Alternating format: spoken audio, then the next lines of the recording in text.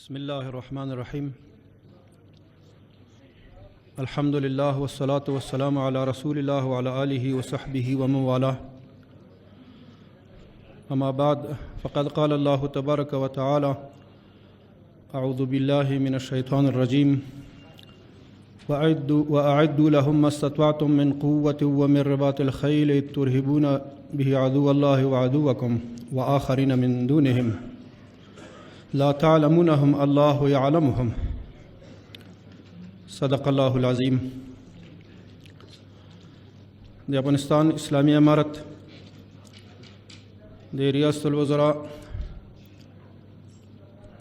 محترم اقتصادی مرستیال، د افغانستان اسلامی امارت د ملي دفاع وزیر، د کابینه اعضاو، د اسلامی امارت مسؤولینو، مجاهدینو، د رسنیو استازو او په دې تالار کې د ټولو قدرمنو حاضرینو په اجازه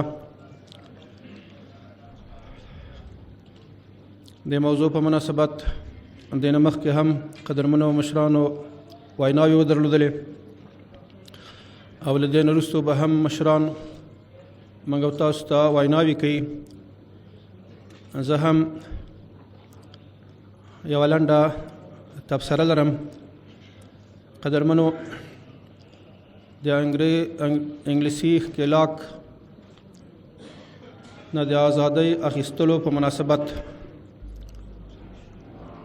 چې 106 کاله تېرېږي، دلته غونډه ده او د دې تجلیل کړی کېږي. قدرمنو، یو ازادي اخیستل دي او یو د استعمار، استکبار، ښکېلاک، اشغالګرو د خاورې د وطن اشغال ده، ظلم ده، تجاوز ده، وحشت ده چې خاورې تر پښو لاندې کړې ده. دا دوه موضوعګانې دي. څومره چې په دې ټول د 500 کم بیش کلونو کې زه شاهد پاتې شوی یم، یوازې دا یوه خبره چې هغه د ښکېلاک غندنه ده او دویم د ازادۍ اخیستلو جشن او یا په دې باندې خوشحالي ده. دا مخې ته راځي. بس حال دا چې تر دې مهمه خبره دا بله ده چې دا څوک و چې راغله، ولې راغله، د دوی د راتګ اسباب او وسایل څه وه، څومره ظلمونه او وحشتونه یې وکړه، د بیا دپاره موږ څنګه کولی شو چې ترېنه نجات را حاصل سي.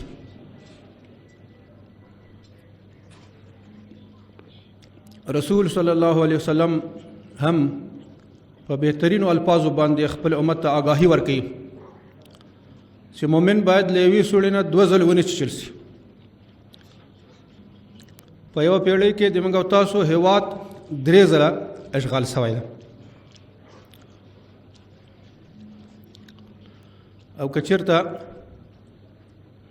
قرآن کریم ته سر ورښکاره کوو، کوم چې داسې یو پېښه راغلې ده د نبوت په زمانه کې د مکې مشرکین مدینې منورې باندې د حملې تابعیان نیولې ده، مدینې منورې د اشغال اراده باندې هلته تللي دي، نو هغوی سره مقابله او جهاد شوی ده. مدینې منورې ته نجات حاصل شوی ده، مسلمانانو ته نجات حاصل شوی ده، هغوی شکست فاضح خوړلی ده. خو قرآن کریم په دې کې بیا هدایات لرلی دي، هم د رسول صلی الله علیه وسلم دپاره، هم د مجاهدینو، مسلمانانو، صحابه کرامو دپاره، او هم د منافقینو دپاره، او هم د کافرانو دپاره.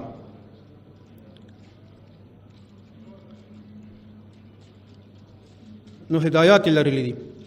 ټینګار په دې باندې چې مشوره وشي، ټینګار په دې باندې چې د دوی فکري روزنه وشي، ټینګار په دې باندې چې د دوی وابستګي اسلام سره نور هم کلک او مضبوطه شي، ټینګار په دې باندې چې باید اطاعت ته پابند جوړ شي او له دښمن سره دښمن وپېژني، دښمن په رابطه باندې دوی باید کرکه ولري او د هغوی د ماتولو دپاره کلک عزم او هوډ ولري. دغه رنګې د نبوت په زمانه کې کوم چې ائتلافیانو احزاب والا مدینه منوره محاصره کړې ده چې دا ځل د مدینې منورې نیول بلکې له بیخ نه اسلامي ریاست ختمول دا یقیني برېښېدله. بیا هغوی شکست خوړلی ده، بیرته تللي دي. نو قرآن کریم هدایات لرلی دي په دې رابطه باندې، تبصره او بیان یې لرلی ده. نو پیغمبر صلی الله علیه وسلم او صحابه کرامو ته دا دستور ورکړی ده، هغه چې تر دې نه مخکې تاسو ته نو معلوم منافقین درته معلوم شو. هغه شاوخوا کوم چې د دغه احزاب او ائتلاف دپاره لاره برابره کړې وه تاسو ته معلوم شو.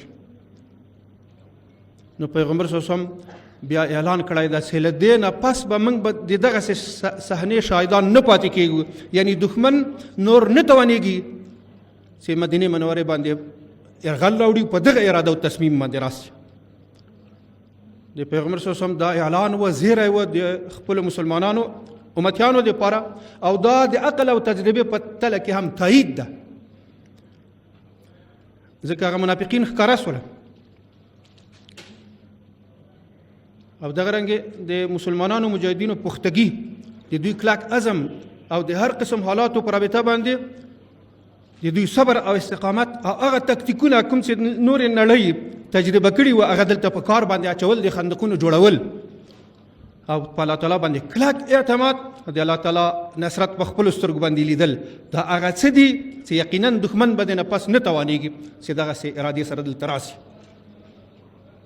هدف مې دا و تیرو حکومتونو کې که هغه شاهي زمانه ده، که د شاهي زمانه ده، که د کمونستانو زمانه ده، ټول دا ورځ لمانځلی سوې ده. ځینو سره خو به یې لمانځل نه ښایېدل، بلکې د دوی دپاره شرم و چې باید چې دا خبره یې کړې وای، خو بیا هم لمانځل سوې ده. لیکن ترکیز تر ډېره حده پورې فقط په دغه خبره چې موږ ازادي ترلاسه کړې ده، او ډېرو خو پکې له افراط نه کار اخیستی ده. شرعي اصول یې سل په سلو کې پښو لاندې کړي دي چې په دغسې لمانځلو کې نه حیا، نه اخلاق، نه چې د افغاني اصول، نه هغه څه هغه ټول تخطیان یې ترېنه سوي دي چې دا د الله تعالی د قهر سبب ګرځېږي. نو که داسې مثال موږ ورته ورکړو چې یو سړي باندې د ملاریا شدیده تبه راغله، میاشت دوه میاشتې د کمپلک بالغ باندې سر ایښودو ته مجبور کړ، نو بیا خو طبیعي ده دی به خپل علاج او معالجې ته مجبوره سوی، ډاکټر ته به هم رغلی، کلینیک ته به هم رغلی، دواګانې به یې هم خوړلي، د موږ تاسو په تېر طب باندې پوستکی به یې هم اچولی، د غویې د خوسي او دغه رنګې نور ټول. خو کله چې دی اوس روغ سه جوړ سه، دی بیا خوشحالي کوي فقط او زیات نه زیات ګواښونه کوي هغې طبې ته چې ته خو بیا راسه، ما ډاکټر لیدلی ده، ما ګولۍ لیدلي، ما پلار، دغه چاره ده. نو دا بیا د عقل او د تعقل خبره به نه وي. مهمه دا ده چې دا تبه ولې راغله، اسباب د راتلو د تبې څه شی و، د بیا دپاره زه کومو تدابیرو ته مخه کړمه چې دا تبه راباندې رانسي، نو دی باید هغو تدابیرو ته مخه کړي چې هغه د خوراک پاکوالی ده، د بدن پاکوالی ده، د چاپېریال پاکوالی ده، او دغه رنګې د خپل بدن تقویه ده چې هغه قوای مدافعه پرې نه دي چې دغسې تبه شدید ورباندې راسي او دی میاشت دوه میاشتې بیا له کار نه وغورځوي، تر بلستنې پورې محدود کړي. خو الحمدلله دا څلور کاله لمانځنه د دې چې کړلی کېږي دا یو متفاوته مرحله ده، په دې معنا باندې چې دلته اکتفا په دې نسته چې موږ ازادي حاصله کړې ده او بس، بلکې دغه خبره هم مشران کوي او ورته توجه په پوره معنا باندې وجود لري چې څوک و چې موږ باندې یرغل وکاوه، کوم ظلمونه وحشتونه را باندې وکړل، او موږ مکلفیتونه څه دي چې هغو ته مخه کړو د بیا دپاره له دغسې ناورینو ناخوالو نه موږ ته او ملت ته او هېواد ته نجات حاصل سي. لکه څنګه ما مثال د مریض ورکړ، د صحت ساتلو دپاره د صحت دپاره دوه دغه دي، یو وقایه ده، بل څه د علاج ده. خو وقایه تر علاج نه مخکې ده، ځکه وقایه اسانه ده، وقایه عقل ده، وقایه تدبیر ده، وقایه د هر چا په وس باندې پوره ده. علاج خو بیا مجبوریت ده، نو ته به نور ملکونو ته ځې، د لاس د قطع کولو باندې به پیسې ورکوې، زمانه به دې تېرېږي، بیا به دې هم هغه صحت اعاده کېږي که نه کېږي، خو بیا ستا مجبوریت جوړ شو. موږ که چېرته نبوي طب ته سر ورښکاره کوو نو زیاتتر ترکیز هغه په وقایه باندې ده. وقایه دغه هېواد امت او ټولنه دا هم د یو انساني جسد حیثیت لري. لکه انساني جسد صحت دا ضروري ده چې دا باید وساتلی سي، نو د دغه ټولنې د جسد صحت دا مهمه ده چې کومو تدابیرو ته اولویت کې راوستلی سي، ورته مخه کړلی سي، هغه وقایه ده.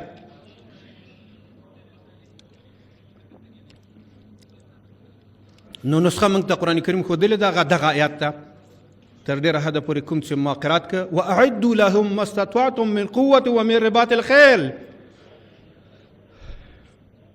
الله تعالی دا انسانان پیدا کړي دي، یهود او نصارا هم الله تعالی پیدا کړي دي، د اسلام او د افغانستان دښمنان هم الله تعالی پیدا کړي دي.